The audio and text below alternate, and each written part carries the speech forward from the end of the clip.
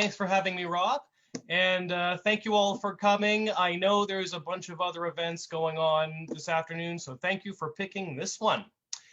So I'll start with an oldie, and I don't usually perform this one for American audiences because I've kind of been half-jokingly accused of ripping off Taylor Malley, but not on purpose. It wasn't conscious. But here we go.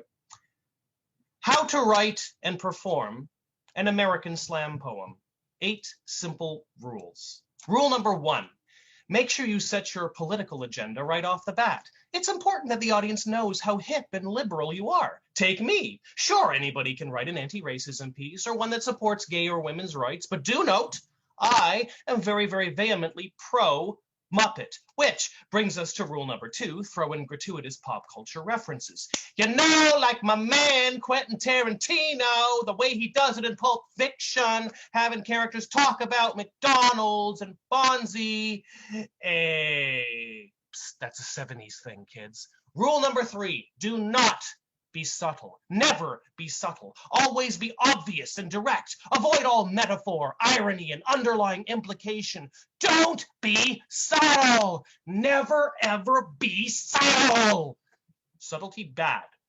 Rule number 4, be very loud and in your face. Pummel the audience with all your energy and presence. Attack every word you say with the same level of emotion and intensity, regardless of whether the content justifies it. It doesn't matter if you're talking about social injustice or past heartbreak or a cow. Give all of it the same vocal emphasis. Rule number 5, it's always time for a rhyme, because rhyme is sublime and it ain't no crime. Don't even cost a dime, and it's better than mine, though it's an uphill climb from the grime and the slime to reach your full prime, to be the master of rhyme, just like Frank Grimes. And if you run out of rhymes, just speak really, really fast, because the faster you go, the less we'll hear what you're saying. Well, they think it sounds cool, they might even give you support for it really fast. You never know what do. It's where the shot is, and if you run out of breath, that's when you distract them with this song. Rule number 6, never be subtle. I can't stress this one enough. Don't be subtle. Rule number 7, and guys, this is very important if you want to meet women. Find a way to manipulate the audience's emotions. Coldly calculate your content and delivery to bring the crowd to tears. Make sure the ladies see that underneath your nondescript exterior is a sweet, sensitive, yet strong man who would give anything to love and be loved by that special someone. If only you could find her. And leave everybody with a message of hope. Hope is very important. That is a lesson I learned from a dying little boy I once shared a hospital ward with. You know, despite everything, he just kept on smiling and laughing. God, what a little trooper. And finally, rule number 8, tell the audience exactly what they want to hear, because you know what? You, the audience, are worth it. You're all street smart, sophisticated people who know exactly what I'm talking about.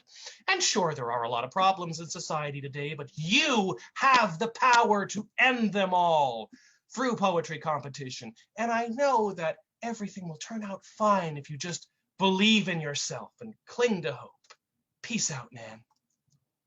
Thank you. How to write and perform an American slam poem. And now, something a little quieter. This is kind of an alternative to traditional love poems. I decided to write something safer and less likely to get me in trouble. So this is a poem about just liking somebody. It's called Like Poem. Some writers say words can't express their love. Well, I don't love you. I merely like you. And surely words are good enough for that. I like you. You're kind of neat to hang out with, but only in small doses, not a lot. You're a swell opponent for a game of Risk or Clue or Cards Against Humanity. I'd watch a movie with you. Nothing great. Not Casablanca or The Seventh Seal, but maybe that last Hobbit film, let's say. I'd never have sex with you. Nor would I go on a long trip with you, because I'd get quite sick of you after a day or two. But we know it would never come to that. Shall I compare thee to a plate of macaroni and cheese? I like mac and cheese. It's a nice lunch snack. It'll do when you just don't have time to bake. If you eat too much, you may get indigestion or dysentery or maybe even worms. That's more or less how I feel about you. How do I like thee? Let me count the ways. 1, 2, 3. Yeah, 2. That sounds about right. 2. Like me mildly, like me bland, think I'm a-okay. Say hello and shake my hand and stay 6 feet away. Oh, my like is not a red, red rose, but more a short, stubby dandelion, which gets chopped in the mower on a Saturday morning. Oh, my like is like a melody, but not one by Mozart or Tchaikovsky. More like a 1980s pop hit, catchy and sweet, yet vastly disposable, like something by Mr. Mister or Paul Young or Level 42 or DeBarge or Wang Chung. What, you don't remember them? Exactly. When a man likes a person, things still sort of carry on. He might bum a smoke or maybe lend 5 quid to you. If you're bad, he'll tend to notice, and then he'll stop liking you, turn his back on you, and delete you from social media. Love means never having to say you're sorry, but like means never having to say I love you. Roses are red, violets are blue. AstroTurf is a worthy practical substitute for the real thing, and so are you. Actually, I don't like AstroTurf. And come to think of it, I don't like you. No, you're annoying and you smell bad too. Ah, go away. Thank you, that was Like Poem. And now I'll do a couple pieces from my CD, which I have right here. It's called This Album is Knit Fanny. And I'll put the details on how to get a copy in the chat later on. So first one's from the CD, The Jim Show. Hey, Ben. Oh, yeah. How's it going, Jim? Doing the open mic here tonight? Oh, yeah. I think so. Cool. Hey, here's a flyer for my upcoming show. I'm doing it at Theater Past Tarragon Factory next month. Oh, yeah. I really want to see your show. That's the one-man Casablanca, right? Actually, it's a one-man Citizen Kane. It's called Declaration of Principles, the musical. Neat, huh? Oh, yeah. That sounds great. Yep. A lot of money and hard work's gone into it. Well, I hope you can make it out. Oh, yeah. I really want to see your show, but I can't. I can't afford it because I'm unemployed. Oh, no worries. I'll comp you. Oh, yeah. That's great. But the other thing is, like, I can't make that night. See, I got to work. But you just said you're unemployed. Oh, yeah. But I'm starting a new job in a few weeks, and I got to work that night. But that's all good. The show's on for 7 nights. Oh, yeah. But I got to work all those nights. It's a night job. Well, there are also weekend afternoon matinees. Oh, yeah. But, like, that's the weekend I'm flying out to see my grandma in L.A. The matinees run out over 2 weekends. Oh, yeah. But, like, Saturday afternoons are when I wash my hair. You could come on the Sunday afternoon. Oh, yeah. But Sunday's when I dry it. I see. Oh, yeah. But I really do want to see your show, though. I yesed it on Facebook and everything. Why would you yes it on Facebook if you know you can't go? Oh, yeah. I just do that. It's a finger reflex. Oh, well, if you really do want to see it, I'm doing a full-length preview of the show next Wednesday at the Free Swan Pub, and there's no cover. You could come to that. Oh, yeah, but I've been banned for life from this Free Swan because I brought in outside food. But I saw you there last night. Oh, yeah, but they told me this morning. The Free Swan's not even open in the morning. Oh, yeah, but I ran into the owner this morning at the hair salon. Oh, yeah, too bad, because I really do want to see your show. It sounds awesome. Well, I'm thinking of filming one of the performances. Then I might sell it as a DIY DVD. Maybe you could buy a copy. Oh, yeah, but I don't have a DVD player. Well, I'll put the video on my website and you can download it from there. Oh, yeah, but I can't download videos. It always crashes my computer. I'll post it on YouTube then. Oh, yeah, but I can't watch YouTube. It's against my religion. Really? What's your religion? Oh, yeah. It's the one with all the jihads. And how did you get into that? Oh, yeah, from a video I saw on YouTube. Oh, well, I'm thinking of doing a short 5-minute excerpt from the show in the open mic tonight. Surely you'll be able to catch that. Oh, yeah, but I've already had a lot of drinks, and I'm pretty sure I'm going to be in the washroom during the entire time you're on stage. Oh, well, you want to hear the funniest joke in the show? Oh, yeah, but I've got kind of an ear infection tonight, and it's made me completely incapable of hearing jokes. Oh, but you can hear me speaking right now. Oh, yeah, loud and clear. Oh. Ben, you don't really want to see my show, do you? Oh, yeah, of course I do. I love Alfred Hitchcock. Hitchcock didn't direct Citizen Kane. Oh, yeah, sorry, I meant Michael Bay. Ben, you don't have the slightest intention ever to see my show, do you? Oh, yeah, I do. No, I don't think you do. Why do you keep saying you want to see it when you obviously don't? Just admit it. Stop being such a phony little douche and be honest for once, okay? Okay, I'll be honest. I don't want to see your show, Jim. Thank you! Was that really so hard? No, I don't want to see your show, because I think you're a terrible writer. Okay, whatever. And you're also a shitty performer. All right. And you're a pretentious asshole and a loser. Are you done yet? No, I also think you have severe social problems and probably need hardcore counseling. All right, enough already. I hate you, Jim. That was the Jim Show. Another one from the CD. Oh, we've lost a few people. Oh, well. Another one from the CD. This one's called Safety Instructions. Congratulations on your purchase of the new Darwina 2021 microwave oven. Your Darwina microwave oven will provide first-rate microwave cookery for you and your family for years to come. Before you begin operating your Darwina microwave oven, please read the following safety instructions in order to maximize your continuing satisfaction with our products. Do not operate your Darwina microwave oven if the door cannot close properly or if it is bent in any way.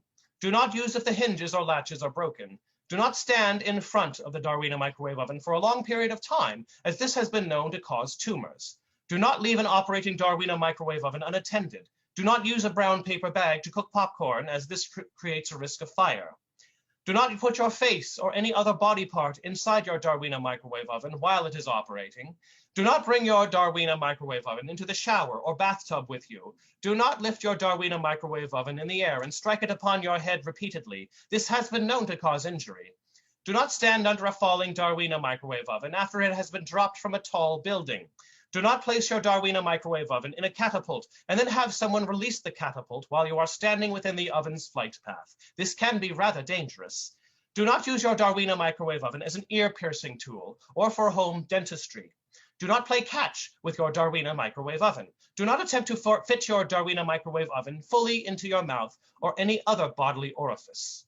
Please do not fill your Darwina microwave oven with explosives and then detonate them while you are within 1 meter of the oven and eating a deli stick. Do not hold your Darwina microwave oven while jumping off a high cliff and trying to fly. Do not hold your Darwina microwave oven while running into an operating airplane propeller. Do not use your Darwina microwave oven to help jam scissors into your crotch. Do not walk with your Darwina microwave oven late at night on random side streets in downtown Detroit. Do not attempt to tweak the nose of a wild grizzly bear while in the vicinity of your Darwina microwave oven. Do not use your Darwina microwave oven as a masturbatory aid. This is not necessarily dangerous, but it is a little weird.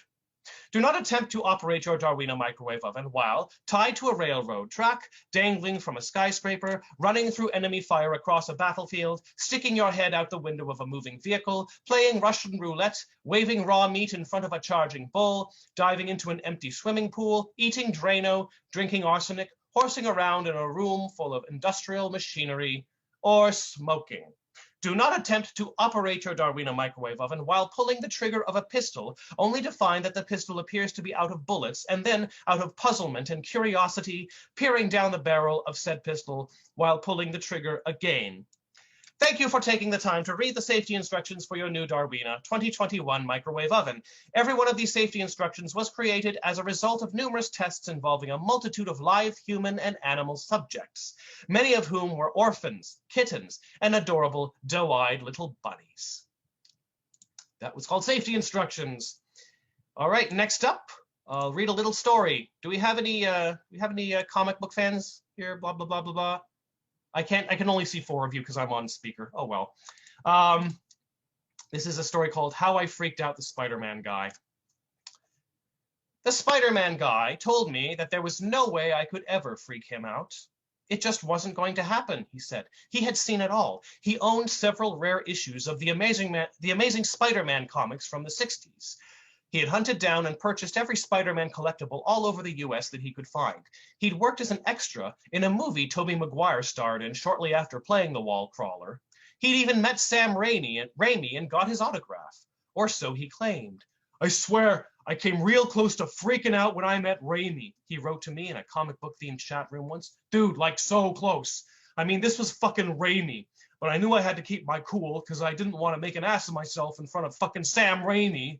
So I just talked normal and shit, shot the bull, and told him how much I enjoyed his Spider-Man movie. But man, so close. Oh, by the way, I wrote this in 2004 before the Marvel Universe thing. That's why it's not referenced. The Spider-Man Guy lived in a rented basement room in Wisconsin, where he surfed the internet, collected unemployment checks, and reread the piles of comic books that decorated his room. He told me that if meeting Raimi didn't freak him out, then nothing could freak out the Spider-Man Guy. But I still thought myself up to the challenge. I'd already invited him to come and visit me in Toronto several times. I told him that Joe Shuster, the co-creator of Superman, had been Canadian, and that the Daily Planet was modeled off of the Toronto Star, one of Canada's most highly acclaimed newspapers. He said that was very interesting and impressive, but it didn't affect him personally. After all, he reminded me, he was not the Superman Guy. He was the Spider-Man Guy. Anyway, the Spider-Man Guy finally managed to scrape up enough cash for a bus ticket to our fair city after I agreed to let him crash on my couch for free. He was persuaded when I pointed out that this was a chance for him to make a non-virtual friend. When I met him at the Coach Depot, I noticed that he didn't look anything like his online user pic. That may have been because his online user pic was actually a photo of Willem Dafoe as the Green Goblin. The Spider-Man Guy was much younger than Willem Dafoe. He was also much fatter, balder, and more apt to smell of Cheetos. Hey man, he said, your city sucks. When I asked him why, he explained that there just weren't enough tall buildings in Toronto.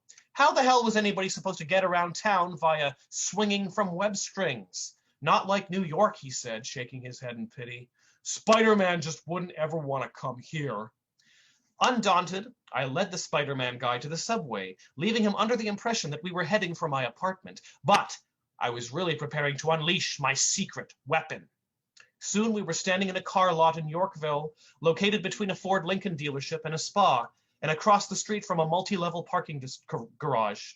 Hey, dude, said the Spider-Man Guy, standing bewildered with his backpack slung behind him. What the hell's going on? Look around you, I said. What do you see? I see a crappy urban parking lot. So what? It's a parking lot now, I said, sounding like a tour guide. But more than 30 years ago, when this general neighborhood was the hippie center of Toronto, 48 Yorkville Avenue was nothing less than the site of Eastern Sound, a well-reputed recording studio that boasted, among other achievements, the production of some of Bruce Coburn's and Rush's early albums. The Spider-Man Guy shrugged. Yeah? So? What's your point? I raised one eyebrow for dramatic effect. You are aware, are you not, that the first season of the original Spider-Man TV cartoon series was produced in Toronto? There was a brief silence, during which his eyes widened. Are you serious? He said. The one from the 60s? I haven't seen that show in years. So you told me. I have real happy memories of it, he said. God damn it. I missed that show. It had the coolest fucking music. Well, I continued, the show was made by Grant Trey Lawrence Animation until it went bankrupt, and then Spider-Man moved to Krantz Films in New York, where it was executive produced by the legendary Ralph Bakshi.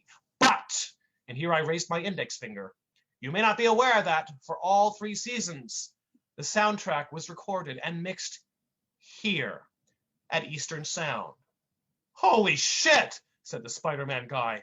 His mouth hung open, and I knew I was on the right track. For the Spider-Man Guy may have liked Raimi's movie, and he may have been a big fan of the comics, but he loved the ultra-low-budget psychedelic cartoon. Yes, distinguished Canadian actor Paul Soles got his start here as the voice of your favorite web-slinger. Here, Paul Kligman, later of CBC's Wayne and Schuster, immortalized the original grating nasal twang of J. Jonah Jameson. Holy shit, said the Spider-Man guy. I think I'm freaking out. It all happened here, I proclaimed, holding my arms out as if expressing the magnitude of a great lost civilization. Every time you watched that show as a child and heard all those character voices, remember, those voices were spoken here, on this site, by an all-Canadian cast. Every time you heard Spider-Man say, wallop and web snappers, or uh-oh, my spider sense is tingling, or got to get my strength back, it happened here. Every time you heard J. Jonah Jameson bark, Parker, it happened here. Every time you heard Bernard Cowan's deep, ominous narration, it happened here. Every time the Rhino said, oh my God, shouted the Spider-Man guy, I'm freaking out. And then the Spider-Man guy exploded. His guts and bones flew in every direction and splattered all over the cars in the parking lot. Blood sprayed on me, on the toll booths, and on his backpack, which fell on the gravel with a soft thud. The only remains left of the Spider-Man guy on that spot were 2 severed legs lying on the ground, with feet wearing old, ratty, blood-soaked sneakers. I picked up his backpack and opened it. It was full of towels, summer clothes, and comic books. No personal hygiene products, but that didn't surprise me. All in all, it was a good take. Cool, I thought, as I slung the bloody backpack on my shoulders and took off. I hadn't pulled in loot this good since the incident at the old fire hall on Lombard Street, when I'd freaked out the SCTV guy. So there's your education about Canada for the night. Do I have time for one more piece? One more, okay. Another old one I've recently dug up. What I did for this one is I took George Lucas and Peter Gabriel. I took them behind a bush and had them do unspeakable things to each other. And here's what they came up with.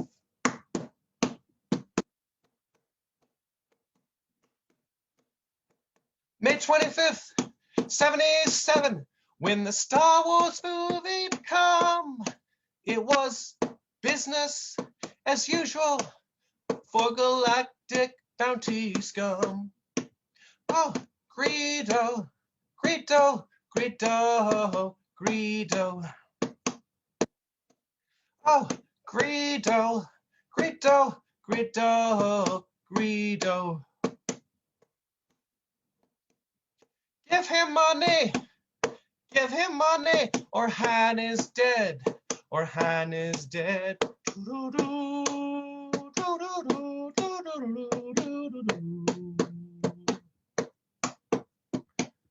When he hit Mos Eisley to collect old Jabba's pay, Solo fried him with one blast and buggered off to the docking bay. Oh, Greedo, Greedo, Greedo's Greedo. You're welcome to sing along, you know. Greedo, Greedo, Greedo's Greedo. Payback Jabba, or Han is dead, or Han is dead.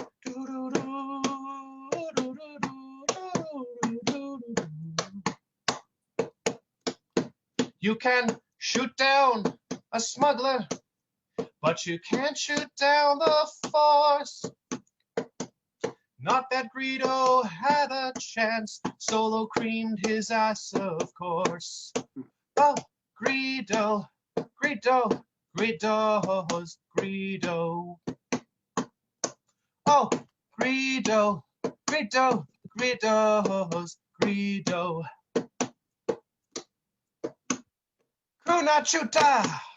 Kunachuta, now Greedo's dead, now Greedo's dead.